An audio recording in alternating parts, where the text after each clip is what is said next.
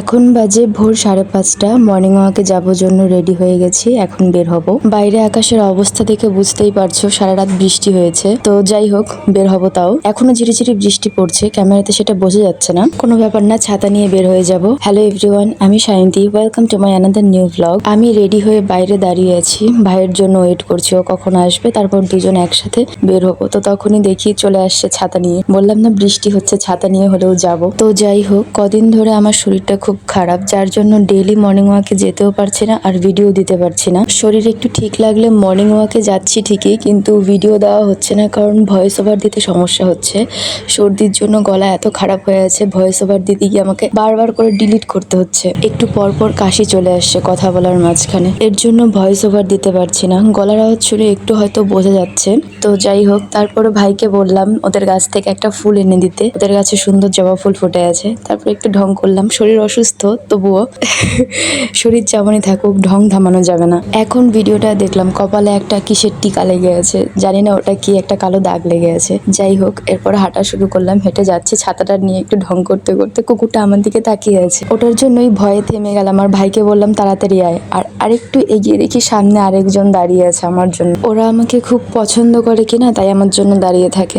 যাওয়ার কথা ছিল সোজা রাস্তা দিয়েই, কিন্তু ওই তো উনি দাঁড়িয়ে আছে, ওর জন্য আর ওদিক দিয়ে গেলাম না।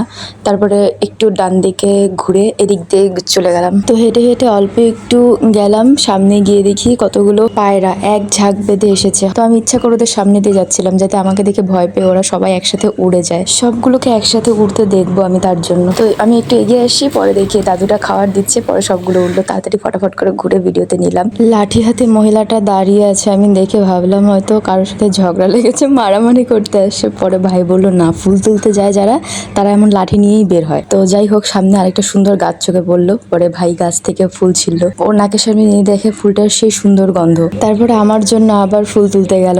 আমি ওকে বলিও নি এখন যে আমাকে দে এনে। ও দেখে আমি যখনই বেরোই মর্নিং ওয়াকে, আমি ফুল খুঁজি, ফুল চাই ওর জন্য। ও এখন যখনই রাস্তায় ফুল দেখে ও আমাকে এনে দেয়, যখনই দেখে ফুল। তো ফুলটা নাকের সামনে নিয়ে দেখলাম সত্যি খুব সুন্দর গন্ধ, খুবই সুন্দর। তো ওটা নিয়ে একটু আবার ঢং করা শুরু করলাম। ফুল হাতে আসলেই আমার ঢং চালু হয়ে যায়। তো এটাকে আমি কানে গুঁজতে নিব, আমার মতো বলদ আমি ওটাকে গাছ সহ অত বড় ডালপালাগুলো সহই আমি কানের মধ্যে গুঁজতে নিলাম। তো পারলাম না, তারপরে ভাই বললো আমাকে দে, আমি ওটা ছোট করে দিচ্ছি, তারপরে কানে গুঁজ। তাও হচ্ছে না আমাকে দিয়ে। তারপর ফাইনালি অনেকটা যুদ্ধ করার পর যাও কানে গুঁজলাম, তখনই পড়ে গেল। তো যাই হোক, তারপরে ফুলটা গুঁজলাম, এবার একটুখানি আবার ঢং করা শুরু। লালা লালা লালা, চলো এবার হাঁটা যাক। হাঁটতে হাঁটতে তখন ভাইকে বলছিলাম যে এদিক দিয়ে আগেও গেছি, কিন্তু এই ফুল গাছটা নোটিসই করিনি। আজকে প্রথম চোখে পড়লো যে গাছটার মধ্যে এত ফুল হয়েছে, এত সুন্দর। তো আমার আবার হুট করে পেছনে গরুটার দিকে চোখ পড়লো। আমি চলে আসছি, তারপরে মনে হলো গরুটাকে যদি আগে দেখতাম, আমি এই ফুলটাকে আবার গরুর কানের মধ্যে দিয়েও ফটো তুলতাম।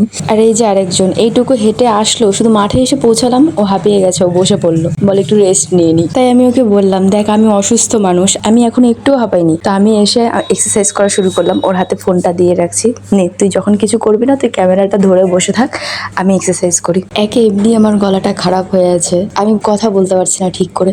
যাও কষ্ট করে দুই একটা লাইন ঠিক বলতে নিচ্ছি, তখনই হর্ন বাজাতে বাজাতে গাড়ি যাবে পিপি পিপি করতে করতে, নয় তখনই ফেরিওয়ালা আসবে, মানে কিছু না কিছু তখনই হবে। সব রাজ্যের চিল্লা হাল্লা তখনই হতে হবে। যাই হোক, এক্সারসাইজ করতে করতে আমি তখন ভাইকে বলছিলাম যে আসার সময় আমি বলছিলাম যে আজকে আমার শরীরটা ঠিক লাগছে না, আমি কিছু করবো না, শুধু হেঁটে হেঁটে যাবো, একটু বসে থাকবো, ইচ্ছা হলে আবার হাঁটবো, মাঠের চারপাশ দিয়ে 3-4 বার একটু হাঁটবো, হেঁটে তারপর চলে আসবো, তুই যা করার করিস, আমি বসে থাকবো।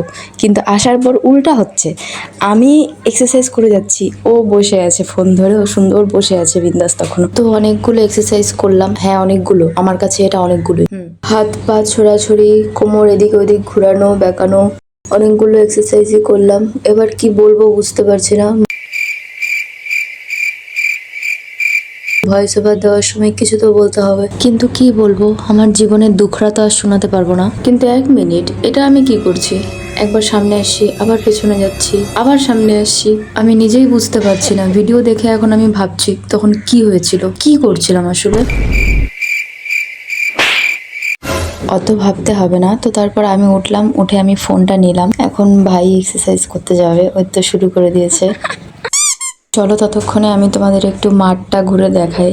দেখো মাঠের কি অবস্থা, বৃষ্টিতে পুরো জল জমে আছে চারিদিকে। তো মাঠের চারপাশটা তো গোল গোল করে ঘুরিয়ে দেখিয়ে দিলাম, এবার আমার গোল গোল করে কোমর দুলানোটা একটু দেখে নাও। দেখতে ফানি লাগছিল অনেকটা, তাই ভাই পিছন থেকে ফোনটা ধরে হাসছিল। আমার নিজেরও একটু কেমন লাগছিল এটা করতে, লজ্জা লাগছিল। एक सेकंड কোমর দোলানো হয়ে গেছে, এখন ভাবলাম একটু দৌড়ে নিই। দৌড়াতে নিচ্ছি, আবার পায়ে ব্যথা লাগলো, আবার রিটার্ন চলে আসতে নিলাম। তারপর ভাবলাম না থাক, আর একটু দৌড়ে নিই। পরে পাটা একটু ঝেড়ে নিয়ে আবার দৌড়ানো শুরু করলাম। তো এমন করে 3 থেকে 4 বার গোল গোল করে ঘুরলাম। তারপরে ব্যাস আমার দৌড় অতটুকুই হয়ে গেছে, আমার দৌড়ানো শেষ। তো আমাদের এক্সারসাইজ শেষ, এখন আমরা বাড়ি যাব। তো ভাই বললো আজকে এই রাস্তা দিয়ে চল, ডেলি দিন তো ওই রাস্তা দিয়ে যাই, আজকে এদিক দিয়ে চল। তো ঠিক আছে যাচ্ছি। এখানে গাছপালা দেখে আমার একটু ফরেস্ট ফিল আসে। এই ফরেস্টে শুধু কাকই আছে, তো কাকগুলোর কাকা শুনে আমারও ওদের সাথে কম্পিটিশনে যোগ দেওয়ার ইচ্ছা হলো।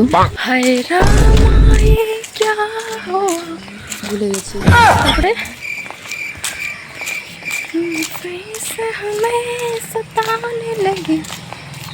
तुम इतनी प्यारी हो सामने हम काबू में कैसे डिप्रेशन चलो चलो जल्दी।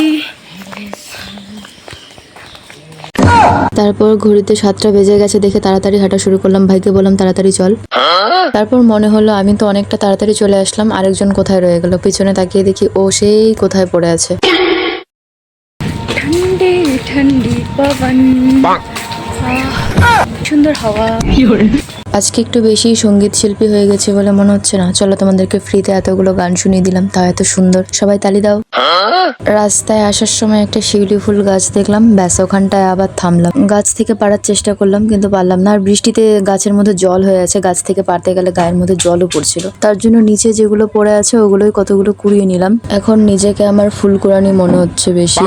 যাই হোক, শিউলি ফুল তোমাদের কাদের কাদের পছন্দ কমেন্টে বলবে। অনেকগুলো শিউলি ফুল করানো হয়ে গেছে, তো এবার ভাই বললো আর নিতে লাগবে না, তাড়াতাড়ি চল, দেরি হয়ে যাচ্ছে।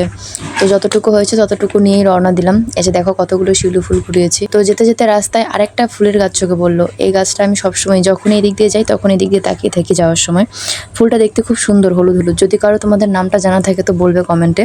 এটাকে কি ফুল বলে জানি না, কোনো গন্ধ নেই, কিচ্ছু নেই, কিন্তু দেখতে খুবই সুন্দর লাগে, ছোট ছোট। অন্য সময় গাছটা ভরে ফুল ফুটে থাকে, কিন্তু একটুখানি ছোঁয়া লাগলেই পাপড়িগুলো ঝরে ঝরে পড়ে যায়। হয়তো বৃষ্টির জন্য ফুলগুলো ঝরে পড়ে গেছে। তো ফুল পাওয়ার পর আবার আমার নতুন ঢং শুরু। তো আমি ঢং করতে থাকি, তোমরা সবাই ঠাকুর নমস্কার করে লাইক কমেন্ট করে দাও। Tata bye.